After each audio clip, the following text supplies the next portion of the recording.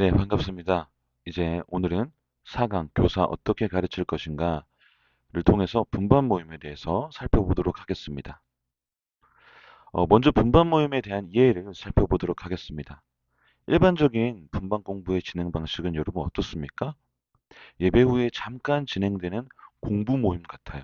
학습지를 풀고 학원에서 강의를 듣는 것과 같은 그런 형식으로 진행될 때가 일반적입니다.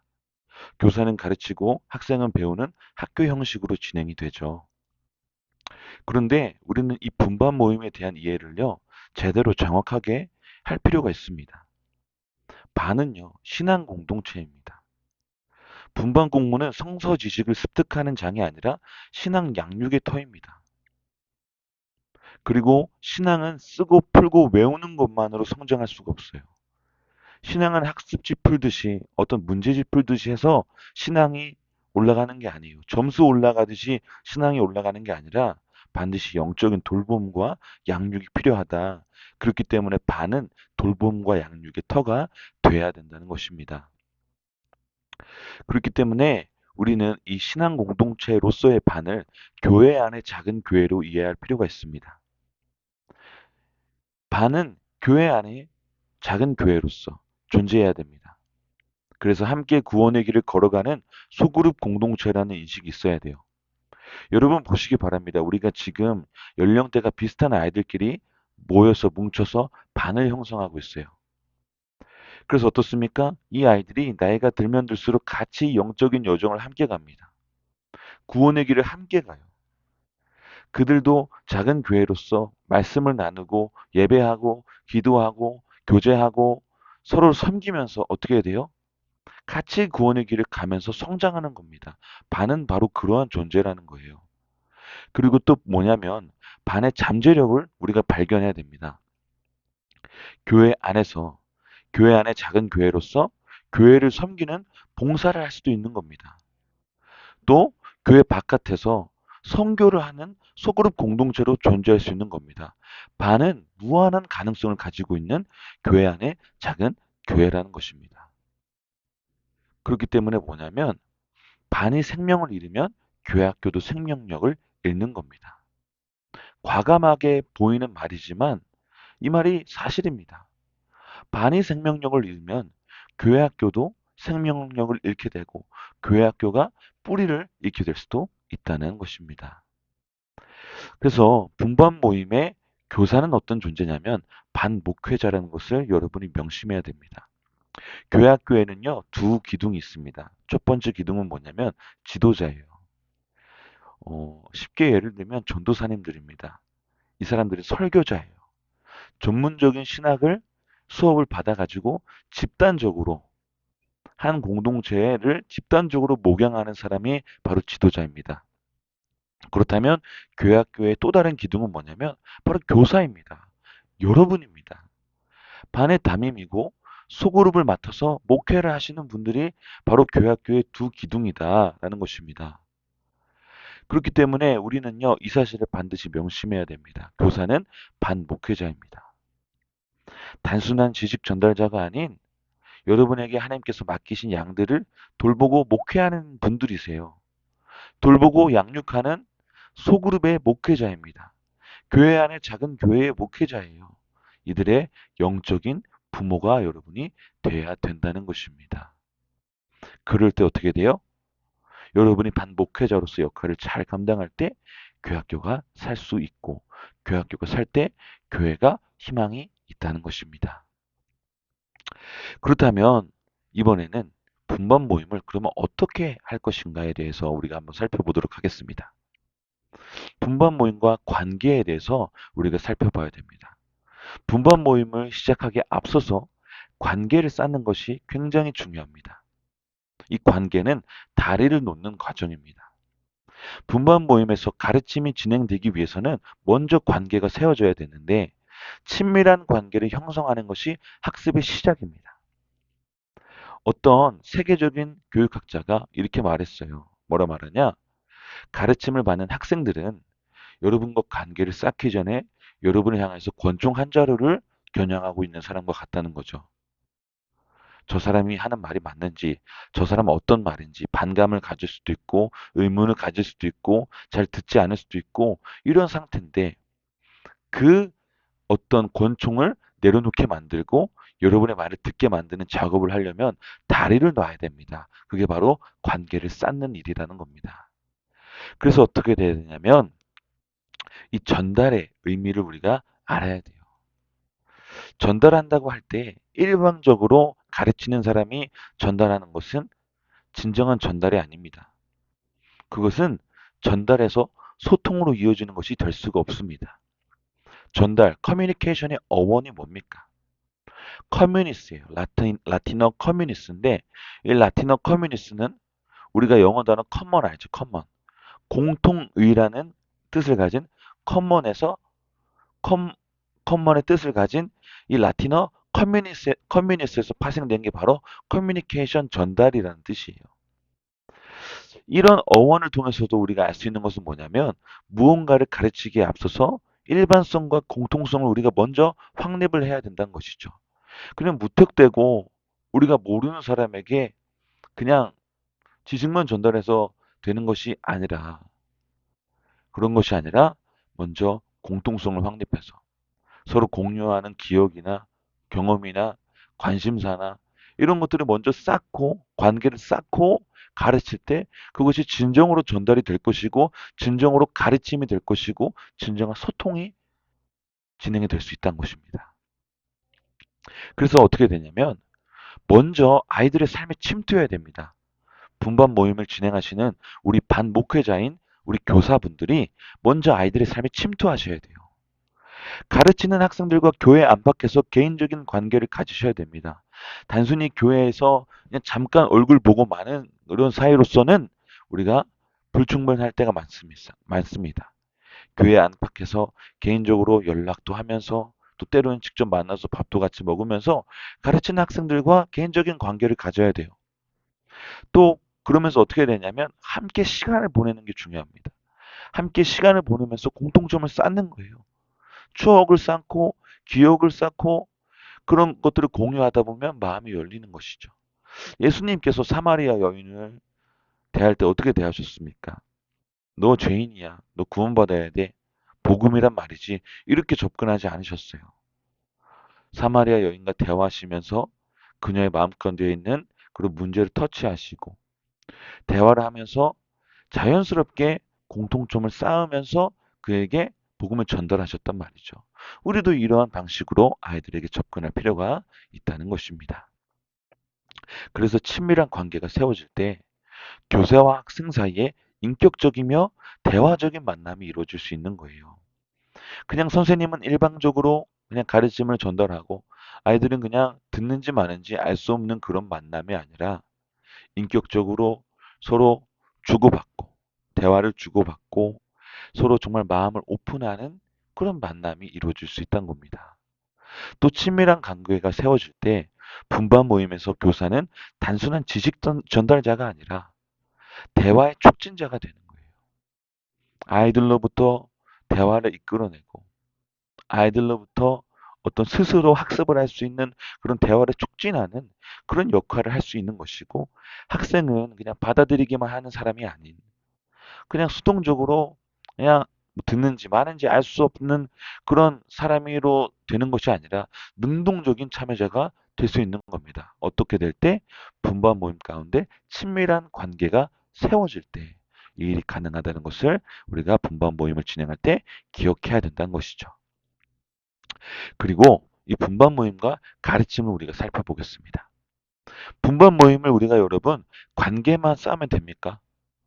관계를 쌓으려고 재밌게 놀고 맛있는 거 먹고 이거 진짜 중요한 일입니다. 그런데 그것만 가지고는 안 돼요. 반드시 가르침이 있어야 됩니다. 아이들에게 전달되는 것이 있고 아이들이 먹는 것이 있어야 돼요. 영적으로. 그렇다면 우리는 어떻게 가르쳐야 되는가? 가르침의 세 가지 필수적인 구성 요소를 알아야 됩니다. 짧게 말씀드리자면, 요약해서 말씀드리자면 지정의입니다. 가르침은요, 지식으로만 전달되면 안 돼요. 지정의로 전달되어야 됩니다. 생각으로 전달되어야 돼요. 그래서 선생님들 어떻게 되냐면 성경을 통해서 말씀을 통해서 진리를 알게 해야 됩니다. 성경적인 지식을 알게 해야 돼요.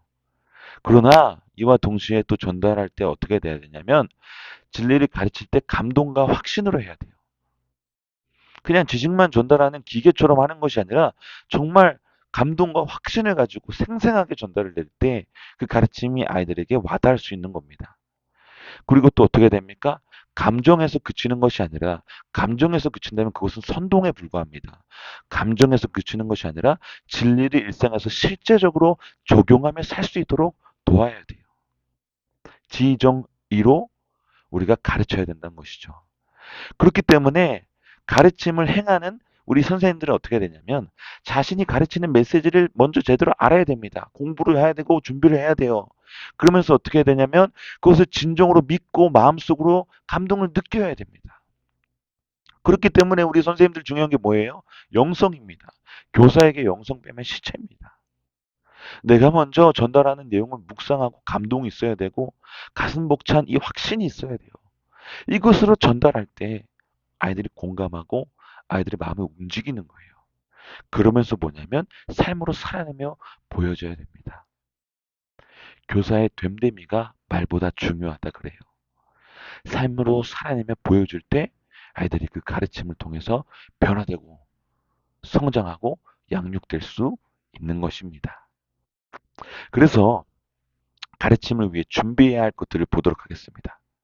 먼저 당연한 거죠. 기도로 준비해야 됩니다. 가르침을 받는 아이들을 위해서 가르치는 자신을 위해서 성령님 도와주시옵소서 기도로 준비해야 합니다. 그리고 또 뭘 준비해야 되냐면 교재 내용을 파악해야 돼요. 교재를 꼭 여러분 읽어보셔야 돼요. 전도사님들이 주는 가이드라인을 반드시 꼭 읽어보셔야 돼요. 우리 학생용 교재를 통해서 만들게 하시는 그런 부서 있잖아요. 그런 분들은 꼭 학생용 교재로 만들어 봐야 돼요. 이런 것들이 준비가 될 때 아이들에게 더 자연스럽게 전달이 되는 것이죠. 내가 모르는데, 내가 해보지 않았는데 아이들에게 어떻게 제대로 전달이 될 수 있겠냐 그 말입니다. 또 가르칠 내용의 핵심 포인트를 하나 잡는 겁니다. 정말 여러분 설교의 전문가, 탁월한 설교자는 여러분 어떤 사람이냐면 막 만물상처럼 막 잡다한 지식들을 다 한 설교에 집어넣는 사람이 아니라 한 가지 핵심 포인트를 잡는 사람이 명설교자예요. 마틴 로이드 존슨 목사님이 설교와 설교자라는 책에서 말씀하셨습니다. 자신이 젊었을 때 설교에서 범한 오류가 그것이라는 거예요. 너무 자기 설교에 내용이 많았다는 것이죠. 그러나 여러분, 좋은 설교는, 좋은 가르침은요, 핵심 포인트 하나를 딱 잡습니다. 듣는 사람들이 설교를 끝나고 나서 딱 마음에 남을 수 있도록 우리 선생님들이 이런 핵심 포인트 하나를 잡아야 잡고 아이들한테 전달하셔야 되는 것이죠. 그래서 한 문장으로 여러분의 분반 공부를 요약할 수 있어야 되는 겁니다. 또 뭐냐면 아이들을 집중시킬 만한 도입을 준비하는 거예요. 그냥 무턱대고 시작하는 것이 아니라 도입을 준비하면요. 더욱더 아이들의 집중이 이제 잡히면서 시작되는 겁니다. 오늘 우리가 전도사님 설교를 통해서 이런 내용을 배웠는데, 얘들아, 그런데 말이지, 우리가 좀 더 살펴볼 내용이 있어. 너희 오늘 설교 들으면서 어떤 생각이 들었니? 이런 식으로 여러분 아이들의 주의와 관심을 끌 만한 그런 도입을 준비한다면, 여러분만의 기발하고 창의적인 도입을 준비한다면 아이들이 분반 공부에 더욱더 몰입을 할 수 있겠죠. 그리고 또 뭐냐면 본론을 준비하는 겁니다. 당연한 거죠. 근데 본론을 어떻게 준비하냐면 최대한 교사용 가이드를 따르셔야 됩니다. 왜냐? 이거는 전문가들의 연구 결과이기 때문에요. 전도사님들의 교사용 가이드를 따르셔야 됩니다. 왜냐하면 전도사님들도 신학 교육을 받은 분들이 있잖아요. 그분들의 어떤 준비의 결과이기 때문에 최대한 그거를 먼저 따라야 됩니다. 그리고 어떻게 되냐면 그 교재의 내용이 내 말로 자연스럽게 설명될 수 있도록 나를 통해서 자연스럽게 설명될 수 있도록 나만의 언어로 자연스럽게 내 반 아이들에게 설명될 수 있도록 준비하는 거예요. 그리고 또 어떻게 해야 됩니까? 그렇기 때문에 사용할 수 있는 예화도 준비하는 게 좋습니다. 특히 우리 어린 친구들은 이해하지 못하는 어떤 신앙적인 내용이 많잖아요. 그런 친구들은 어떻게 하는 거예요? 아이들의 생활에 공감될 만한 예화를 통해서 아이들이 아, 이거구나 할 수 있는 그런 예화를 준비하면서 전달할 때 더욱더 우리가 분반 모임을 효과적으로 진행할 수 있는 겁니다. 또 뭐냐면 학생들이 스스로 답을 생각해내고 참여할 수 있는 분분을 만들어 주는 게요. 선생님들이 그냥 선생님들만 얘기하는 시간이 되면 안 돼요. 분반 모임은. 인격적이고 대화적인 모임이 진행되려면 어떻게 돼요? 학생들이 스스로 답을 생각해내고 참여할 수 있는 부분을 만들어 줄 때. 조금 답답할 수도 있고 조금은 답으로 빗나가는 때도처럼 보일 수 있지만 그 과정을 통해서 어떻게 돼요? 아이들이 성경 지식만 달달 외우는 게 아니라 성경을 공부하는 법을 배우고요. 성경을 연구하는 법을 배우고요. 성경을 묵상하는 방법을. 성경을 통해서 진리를 찾아내고 살아갈 수 있는 방법을 배울 수 있는 겁니다. 그리고 또 뭡니까? 서론, 본론, 결론을 준비하는 거예요. 아무리 서론과 본론을 기가 막히게 해도요. 결론이 엉망이다. 사람들이 기억에 남기 힘듭니다. 그렇기 때문에 결론을 반드시 준비하셔야 돼요. 그래서 어떻게 준비하면 좋냐면 서론과 본론 했어요. 그래서 한 주간 말씀을 어떻게 실제적으로 살아낼 것인가 그런 적용점들을 찾아낼 수 있도록 도전하면서 그런 것들을 예를 들면서 이제 도전할 때 이 결론을 준비할 때 아이들이 그 분만 모임을 통해서 정말 가르침을 제대로 이해할 수 있고 마음에 새길 수 있는 것입니다. 가르침을 진행할 때 알아야 할 것들이 있습니다. 뭐냐면 존 밀톤 그레고리 굉장히 유명한 교육학자신데 이분이 그렇게 말씀했어요. 교사의 진정한 역할은 스스로 학습하기 가장 좋은 여건을 만들어주는 것이다. 참된 가르침은 지식을 주는 것이 아니라 학생들이 지식을 얻도록 자극하는 것이다. 가장 적게 가르치는 사람이 가장 잘 가르치는 사람이다. 이 말에 주목하시기 바랍니다. 가장 적게 가르치는 사람이 가장 잘 가르치는 사람이다. 제가 영문과를 나왔잖아요. 저희 이제 문학 작품을 이제 배울 때 어떤 분들은 막 뭐 외워오고 이건 어떻고 저건 어떻고 교수님 막 쫙 강의를 하시는 분들이 있어요. 근데 제가 어떤 교수님을 경험했냐면 이런 교수님이 있어요. 학생들한테 여러분 작품 읽어보신 거 옆에 사람이랑 한번 나눠보세요. 이건 어떻게 생각하는지 나눠보세요. 그리고 저희끼리 막 대화를 해요. 그리고 드는 생각은 뭐냐면 아, 저 선생님 너무 죄송합니다. 날로 먹는다. 이런 생각을 이제 저희가 했습니다. 근데 제가 되돌아보면 그 시간에 저희가 토론하고 배웠던 게 가장 기억이 잘 남아요. 왜? 내가 스스로 생각했던 것들, 내가 스스로 답을 찾았던 것들, 내가 스스로 고민했던 것들이기 때문에. 여러분, 우리의 분반범도 이래야 됩니다. 우리의 성경적인 어떤 성경 공부도 이래야 되는 거예요. 탈무드가 말하는 게 뭡니까? 고기를 잡아주지 말고 고기 잡는 방법을 알려주는 거잖아요. 선생님들도 그런 역할을 하셔야 돼요. 아이들이 성경을 읽는 방법을 알려줘야 되는 것이지. 아이들이 성경적인 지식을 달달 외우도록 알려주는 것은 우리 아이들의 마음에 오래 남기는 방법은 아닙니다. 그렇기 때문에 가장 적게 가르치는 사람이 가장 잘 가르치는 사람이다. 이것을 기억하세요. 너무 선생님들이 다 하시려고 하면 안 돼요. 아이들을 시키세요. 아이들이 말할 수 있도록 입술을 열도록 도와주셔야 됩니다. 그래서 어떻게 되냐면 아이들이 진짜 직접 성경 본문을 통해서 답을 찾아낼 수 있도록 가르쳐 주셔야 돼요. 아이들이 직접 전도사님들의 설교를 통해서 답을 찾아낼 수 있도록 가르쳐 주셔야 돼요. 고민할 수 있도록 가르쳐 주셔야 되는 거예요. 그렇기 때문에 아이들한테 질문을 던지세요. 질문을 던지세요. 근데 질문을 던졌을 때 발표를 격려하세요. 막 장난치거나 이런 친구들은 주의를 둬야 되지만 아이들 모를 수 있습니다. 왜냐? 아이들이 어리기 때문에 당연한 거예요. 엉뚱한 대답 나올 수도 있고요. 좀 그럴 수도 있습니다. 그럴 때 어떻게 해야 돼요? 야, 너 그렇게 하면 안 되지. 이게 아니라 격려해 주셔야 돼요. 격려해 주세요.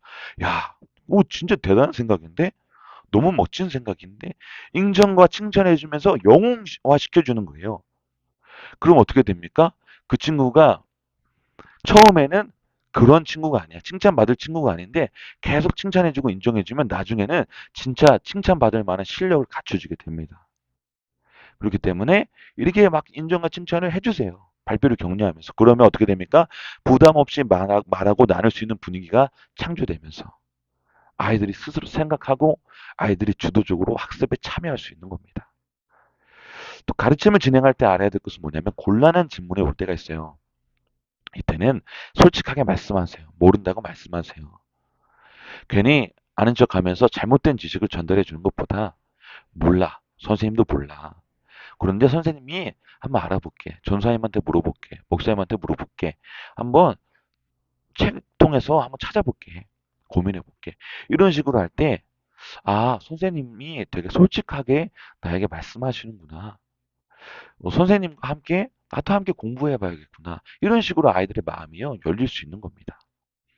그리고 또 뭐냐면, 가르침을 진행할 때 교사의 경험을 숨김없이 이야기하시는 거예요. 아까 방금도 마찬가지입니다. 모른다라고 했을 때, 아, 선생님이 나의 질문에 대해서 되게 신경 써주고 되게 생각해 주는구나. 이런 마음이 들 수 있는 겁니다. 그와 마찬가지로 우리 선생님들의 경험을 숨김없이 이야기하면, 아, 이 선생님 진심으로 하시는구나. 이 선생님도 이걸 겪었었구나. 이 선생님도 나와 비슷한 길을 걸어오셨구나. 이걸 느낄 수 있는 겁니다. 선생님이 무조건요, 착해야 될 필요 없고요. 선생님이 무조건 완벽할 필요가 없어요. 내가 그 나이 때 했던 경험, 지금 이 아이도 비슷하게 하잖아요.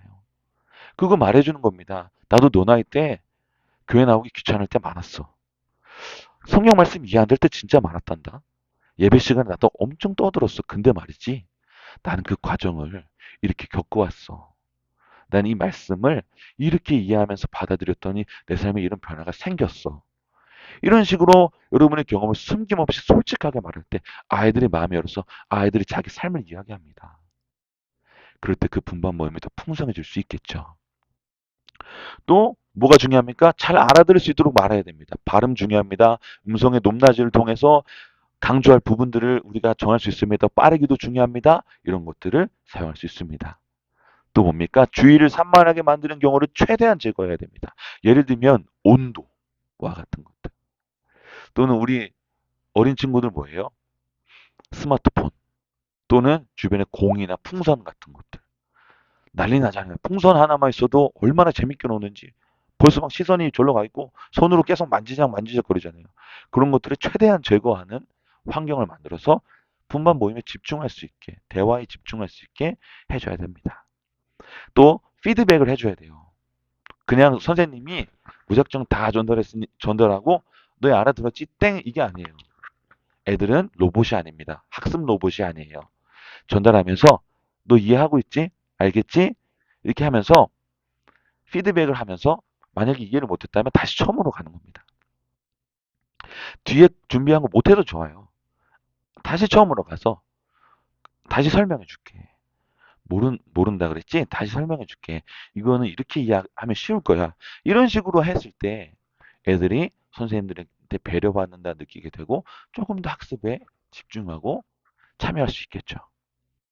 네, 그 다음에 마지막으로 분반 모임과 커리큘럼을 보도록 하겠습니다. 분반 모임 좋다 그거예요. 솔직하게 얘기해 봅시다. 시간적인 한계가 있지 않습니까? 15분에서 20분이잖아요. 애들이 부모님이랑 집에 가야 됩니다. 그렇기 때문에 우리가 분반 모임할 때 무슨 생각해야 되냐면 한 번에 관계와 가르침을 다 해야 한다는 생각에 얽매이지 않으셔도 돼요. 오히려 관계랑 가르침을 둘 다 하려고 그러다가 이도 저도 아니게 됩니다. 그러느니 차라리 그냥 어느 때는 관계에 집중하고 어느 때는 가르침에 집중하십시오. 이게 낫습니다. 그래서 어느 주는 관계에 신경 쓰고 어느 주는 가르침에 중점을 두는 등 부서 일정에 맞춰서 분반 공부 커리큘럼을 짜는 거예요. 예를 들어 보면 1월 달에 이제 이제 새롭게 이제 초등학생들 중학교 올라가고 이제 막 이런 일이 벌어지잖아요. 유아유치부에서 유년부로 올라가고. 근데 1월 달부터 막 서로 서먹하고 알지 못하는 애들이 왔는데 막 가르침부터 냅다 해. 그러면 어떻게 돼요? 힘듭니다. 힘듭니다.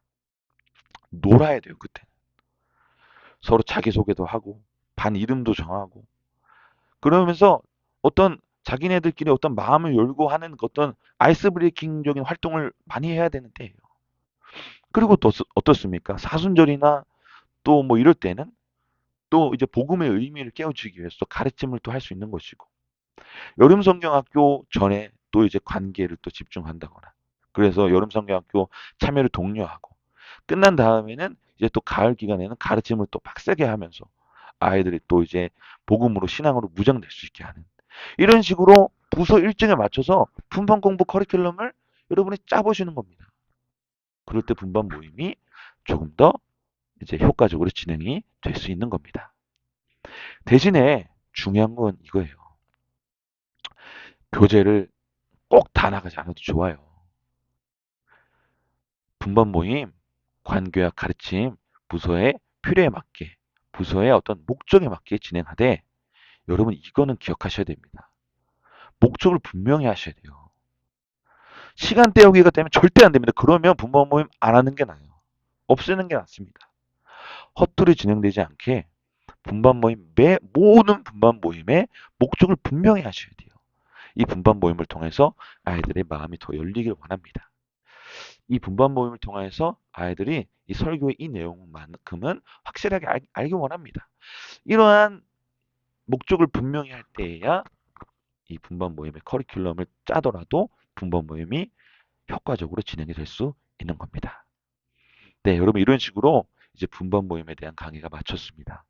또 교사 교육이 이제 우리 부안교회 교학교 교사 교육이 4강까지 해서 마쳤어요. 너무나 부족하고 또 때로는 어떤 좀 허술해 보이기도 했던 그런 강의였지만 지금까지 여러분 너무 열심히 들어주시고 너무 열심히 참여해 주셔서 너무나 감사합니다. 앞으로는 이러한 우리 교사의 마인드와 관련된 교사의 기본에 관련된 것들을 또 강의를 하면서 또 성경 전체 개관에 관련된 강의도 한번 해보려고 하니까요. 우리 선생님들 많이 관심 가져주시고 이 시간을 통하여서 우리 선생님들이 정말 아이들에게 정말 좋은 선생님, 신실한 선생님, 정말 든든한 선생님으로 서가는 시간이 되기를 바랍니다. 감사합니다. 사랑합니다.